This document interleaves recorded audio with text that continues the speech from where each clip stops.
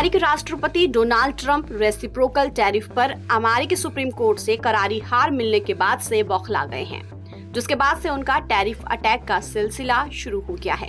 पहले 10% global tariff लगाया, फिर इसे बढ़ाकर 15% करके टेंशन बढ़ाई और अब अमेरिका ने भारत समेत इंडोनेशिया और लाओस जैसे देशों से आयातित सोलर एनर्जी प्रोडक्ट पर निशाना साधा है और भारी शुरुआती आयात शुल्क लगा दिया है। अमेरिका ने भारत से होने वाले सोलर आयात पर 126% टैक्स लगाया है।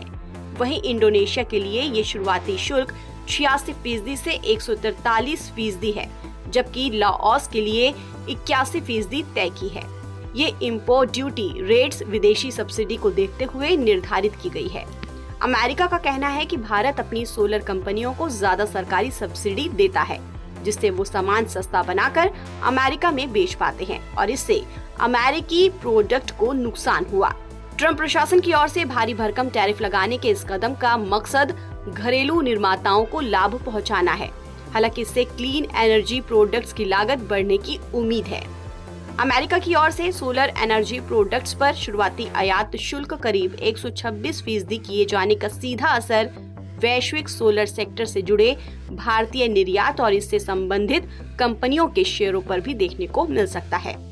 ब्लूमबर्ग की रिपोर्ट के मुताबिक कॉमर्स डिपार्टमेंट के आंकड़ों को देखें तो साल 2024 में अमेरिका के भारत से किए सोलर एनर्जी इंपोर्ट की वैल्यू $792.6 मिलियन यानी करीब 7,128 करोड़ रुपए रही। वहीं इसमें पिछले कुछ सालों के मुकाबले जोरदार उछाल दर्ज किया गया था। इससे साफ है कि भारतीय कंपनियों ने हाल के सालों में अमेरिकी बाजारों में तेजी से अपनी हिस्सेदारी बढ़ाई थी। भारत के अलावा जिन देशों को ट्रंप ने निशाने पर लिया है, बीते साल इन देशों से करीब $4.5 अरब मूल्य के सोलर एनर्जी प्रोडक्ट आयात किए गए थे। रिपोर्ट में बताया गया है कि इस हिसाब से बीते साल 2025 की पहली छमाही में यूएस सोलर मॉडल इंपोर्ट का 57% हिस्सा सिर्फ भारत, इंडोनेशिया और लाओस से ही आया था। ऐसे में ट्रंप का ये कदम बड़ा झटका माना जा रहा है और इसका निर्यात पर बड़ा असर देखने को मिल सकता है। इसके साथ ही इस सेक्टर से जुड़ी वारी एनर्जीज से लेकर प्रीमियर एनर्जीज जैसे तमाम कंपनियों के शेयर पर भी फोकस है, क्योंकि इनके शेयरों में उतार चढ़ाव देखने को मिल सकता है। बता दें कि बीते 20 फरवरी को अमेरिकी सुप्रीम कोर्ट ने डोनाल्ड ट्रंप की ओर से IEEPA का इस्तेमाल कर दुनिया के तमाम देशों पर लगाए गए उनके रेसिप्रोकल टैरिफ को गैर कानूनी करार देते हुए रद्द कर दिया था।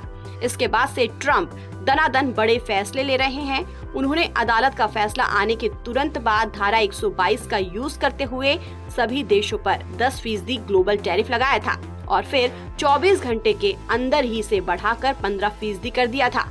ये टैरिफ 150 दिन तक मान्य है और इसके बाद आगे बढ़ाने के लिए यूएस कांग्रेस की मंजूरी जरूरी होगी।